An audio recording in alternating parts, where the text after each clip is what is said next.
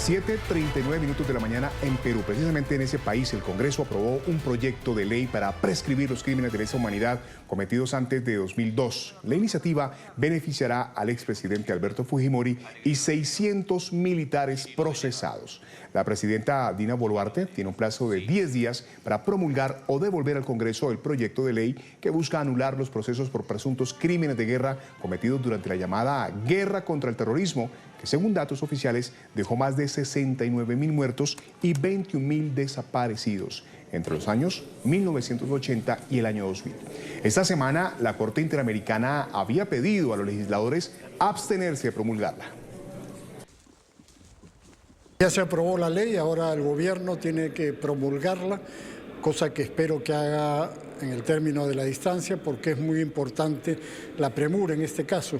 Hay militares y policías de 80, 85, 90 años que están injustamente presos y otros que están injustamente procesados por una aplicación indebida de la lesa humanidad que no es retroactiva y solamente está vigente desde el año 2003.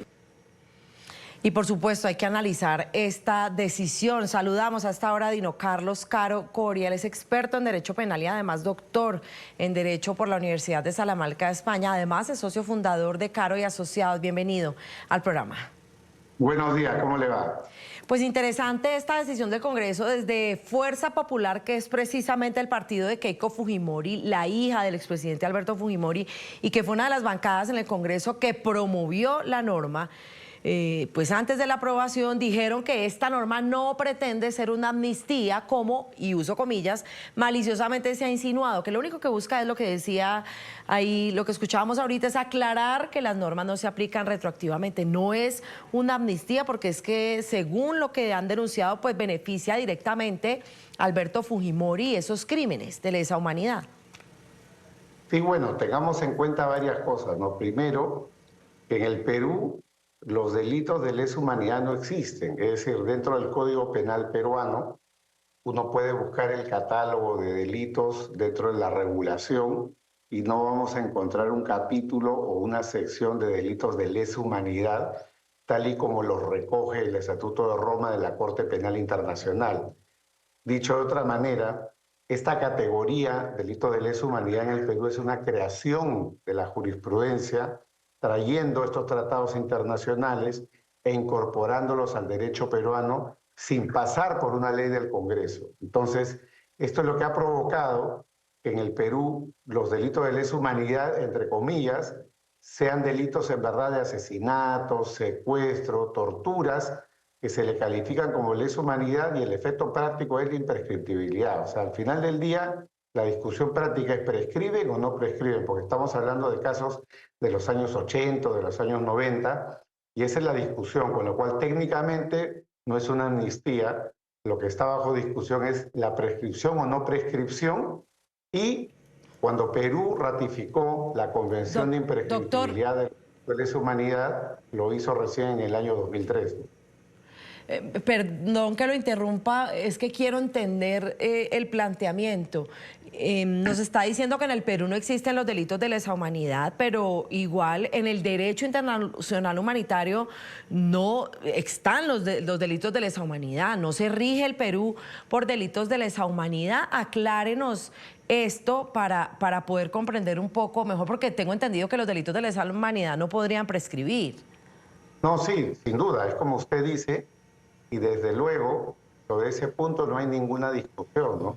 Si un caso se presenta ante la Corte Penal Internacional, por ejemplo, es un caso que sin duda no va a prescribir, están las reglas claramente impuestas, pero en definitiva, para que exista esa categoría dentro del derecho interno, se requiere que el Congreso de cada país lo incorpore y regule cuál es el delito y cuál es la pena. Eso en el caso de Perú no ha sucedido.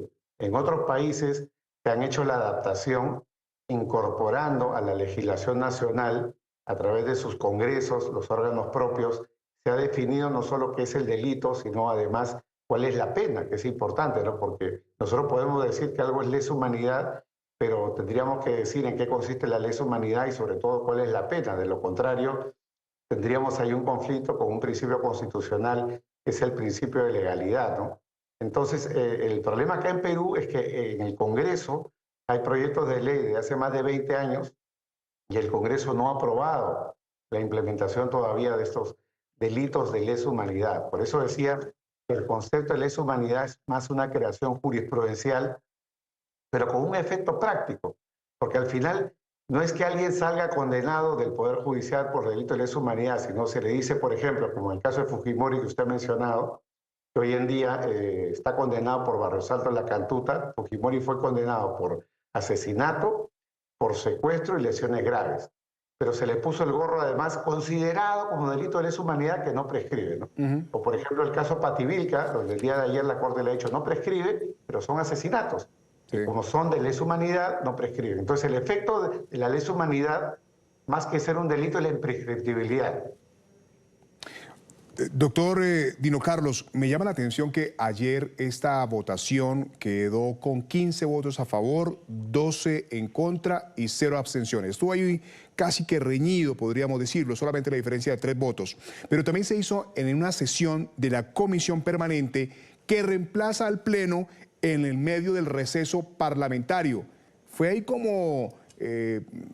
se dice popularmente la jugada para que pudiese pasar este proyecto de ley, aprovechar ese receso parlamentario para ponerlo a aprobación, someterlo a aprobación. No, extraordinario punto, porque acá tenemos un problema serio de legitimidad, porque más allá de lo que yo menciono sobre este conflicto que puede haber entre el derecho internacional y el derecho interno, está el tema de la legitimidad, ¿no? Tenemos, a propósito del caso de La Cantuta y Barrios Altos, la petición, algunos dicen orden, de la Corte Interamericana para que los poderes del Estado no aprueben esta ley. Y esto es algo muy reciente, de hace pocos días, donde llegó un mandato cautelar dirigido a los 3 poderes del Estado, legislativo, ejecutivo y judicial, para que no se apruebe esta norma que permite la prescripción de estos delitos de lesa humanidad, pero muy lejos de ello, o sea, más allá de no hacer caso a esta orden internacional, vamos a decirlo así, se termina de aprobar esta norma a través de una comisión permanente que es como un pleno chico del Congreso,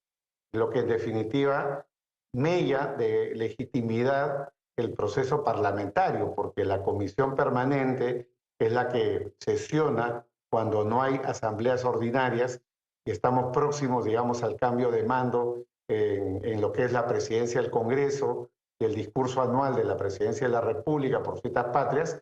Lo que tiene que hacer esa comisión permanente es únicamente aprobar temas urgentes, ¿no? No temas ordinarios y además que merecen una discusión de larga data y peor aún, habiendo de por medio una medida cautelar internacional. Entonces coincido con usted en el sentido de que acá tenemos un serio problema de legitimidad en la aprobación de este dispositivo legal.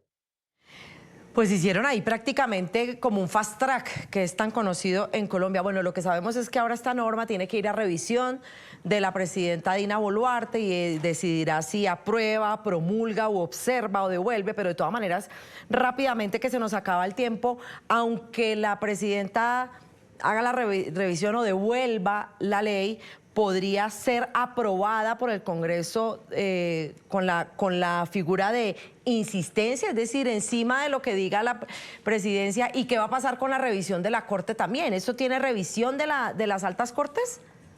Sí, mire, muy importante esto porque la presidenta podría no observar la ley. La presidenta trata en este momento de tener buena relación con el Congreso, pero aún si lo observara, como usted bien ha dicho, la Constitución permite que el Congreso lo apruebe por insistencia, de modo que la ley pueda entrar en vigor.